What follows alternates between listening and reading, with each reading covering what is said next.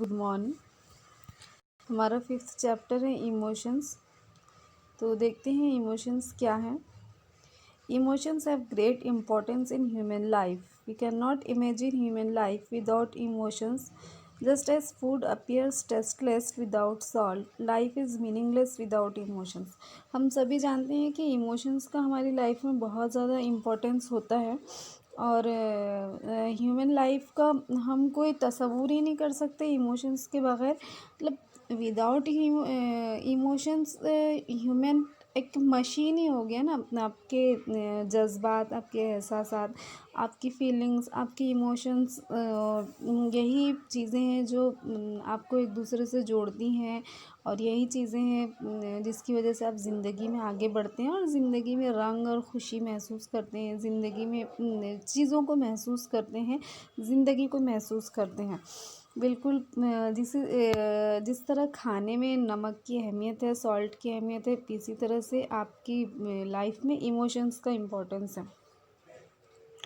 Without emotions life will be boring, monotonous and mechanical. अगर हमारी life में emotion ना हो तो लाइफ बोर होगी, मोनोटोनस होगी, कोई उसमें ऐसे चेंजेस नहीं लगेंगे, कोई तब्दीली नहीं लगेगी, एक ठहराव, एक जमूत सा लगेगा लाइफ में। मैकेनिकल, ऐसे कुछ मशीनी सा सारी चीज़ें बस हो रही है एक रूटीन में।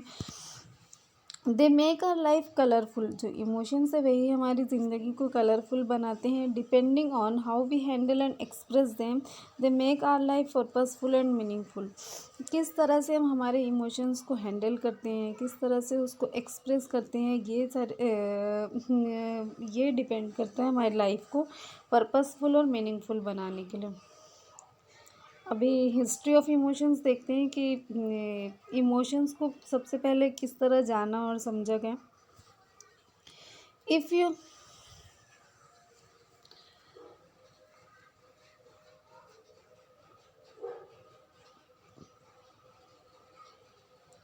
If you observe each of the adolescents above, you will realize that as each of them are going through a different kind of situation. इसमें एक इन्होंने एक्टिविटी दी है, हम वो एक्टिविटी को पहले देख लेते हैं। Think of the following situations and note down what will be the experience of each person in that situation. ये situation को imagine करना है हमको. It's Mira's standard 12th result today. She comes to know that she has topped in the college. Meera का result आया 12th class का और उसको पता चला कि उसने कॉलेज में टॉप किया है। एक और सिचुएशन है, Rahul's mother passed away just few days before his 18th birthday. और किसी का राहुल है, उसके बर्थडे के कुछ दिन पहले ही उसकी माँ की डेथ होगी। एक अलग से सिचुएशन है, Suchita was ridiculed by her classmate for wearing old fashion clothes. Suchita ने पुराने फैशन के कपड़े पहने थे तो उसके दोस्त उसका मजाक उड़ाए रहे थे कॉलेज में। Yash had a fight at home because his parents were not allowing him to go for a late night party. Yash की अपने पेरेंट्स से लड़ाई हो गई है घर में क्योंकि वो लेट नाइट पार्टी में जाना चाहता था और उसके पेरेंट्स इसके लिए अलाउ नहीं कर रहे थे। तो 4 डिफरेंट सिचुएशन है। एक टाइम ऐसा है कि एक सेलिब्रेशन का टाइम है, कॉलेज में टॉप किया है। एक टाइम में ऐसा है कि तो ये हैप्पीनेस की इमोशंस हो गए। एक टाइम ऐसा है कि मदर की डेथ हो गई है तो ये सॉरो सैडनेस की इमोशन हो गए। एक टाइम ऐसा है कि लोग आपका मजाक उड़ा रहे हैं तो ये कैसे एम्ब्रेसिंग के इमोशंस हो गए, इंसल्टिंग फील हो रहा है सुचिता को। और एक वक्त सिचुएशन ऐसी है कि जब फाइट हुई है, घर में झगड़ा हुआ है, तो ये एंगर की इमोशन हो गया। देखते हैं, if you observe each of the adolescents above, you will realise that as each of them are going through a different kind of situation, they will experience different emotions. हर किसी की situation अलग थी तो अलग अलग सिचुएशन में अलग अलग इमोशंस का एक्सपीरियंस हुआ। Meera will experience happiness due to her success, whereas Rahul will experience sadness. Meera को बहुत खुशी होगी, मीरा को खुशी होगी अपने रिज़ल्ट की वजह से, और जबकि राहुल ने सैडनेस का एक्सपीरियंस किया। Suchita will experience shame whereas Yash will be angry at his parents. जबकि सुचिता को बहुत शर्म महसूस होगी या इंसल्टिंग फील होगा उसको, और जबकि यश को गुस्सा आया। तो ये दो अलग इमोशंस हो गए। Our life is full of emotions. हमारी जो ज़िंदगी है पूरी इमोशन से फुल है। डिफरेंट टाइप के इमोशन है, सैडनेस, हैप्पीनेस, एंगर, अलग अलग इमोशंस लाइफ में हमारे हैं, और जो हमारी ज़िंदगी को मीनिंग देते हैं, ज़िंदगी में कलर लाते हैं, और ज़िंदगी में कुछ तहरीक पैदा करते हैं, हम कह सकते हैं। We all live at the mercy of emotions. ये बहुत अहम है कि हम सारे के सारे ही इमोशंस के रहमो करम पे हमारे इमोशंस हमको कंट्रोल करते हैं। Our emotions influence and shape our desires, thoughts and behaviours and above all और आर डेस्टिनी। हमारे जो इमोशंस होते हैं ये हमारी ख्वाहिशात और जो हमारा बिहेवियर है उस पर इन्फ्लुएंस करते हैं और उसको शेप देते हैं। और डॉक्टर टीपी जिया कहते हैं कि साथ ही ये हमारे डेस्टिनी को भी तय करते हैं, हमारे इमोशंस।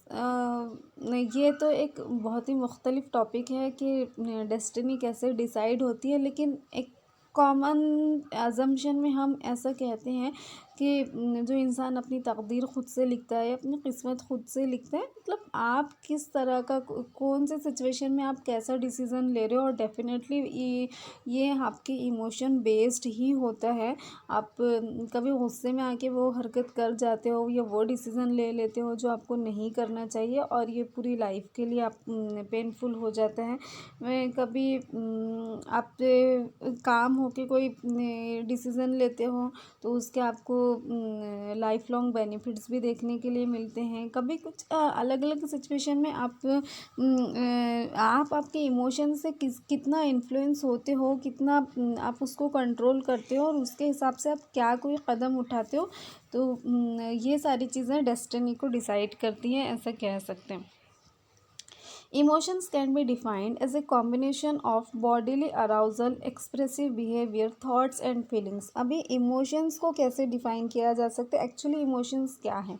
एक तो सबसे पहले तो बॉडी अराउजल। बॉडी अराउजल जो आपको इंस्टिंक्ट आ रहा है, जो आपको आपका बॉडीली जो रिस्पॉन्स आ रहा है, जैसे हम देखते हैं कि जब गुस्से के इमोशंस होते हैं, इंसान का चेहरा पूरा लाल हो जाता है, उसको पसीना आने लगता है। जब खुशी के इमोशंस हो तो एक अलग बॉडीली रिस्पॉन्स आते हैं, बॉडीली अराउजल आते हैं।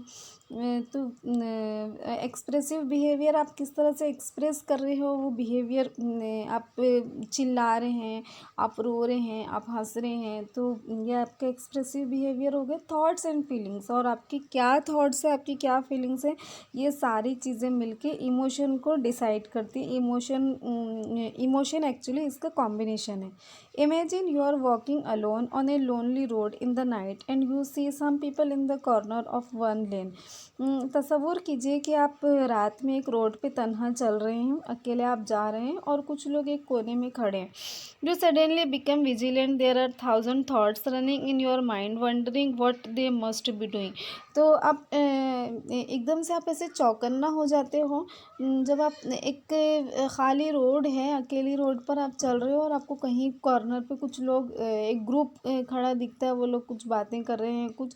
तो आप देख रहे हैं कि रोड तो पूरी सुनसान है और बस एक तरफ कुछ लोग एक साथ खड़े हैं, मतलब ऐसा वो चालू रोड नहीं है। तो आप ऐसे चौकन्ना हो जाते हो कि और बहुत सारे ख़यालात आपके जहन में आ जाते हैं विद इन ए मोमेंट कि ये लोग कौन हो सकते हैं, ये क्या कर रहे होंगे, और whatever. Calculating the risk that they might cause harm, you have cold feet and prepare yourself to run as you are too scared.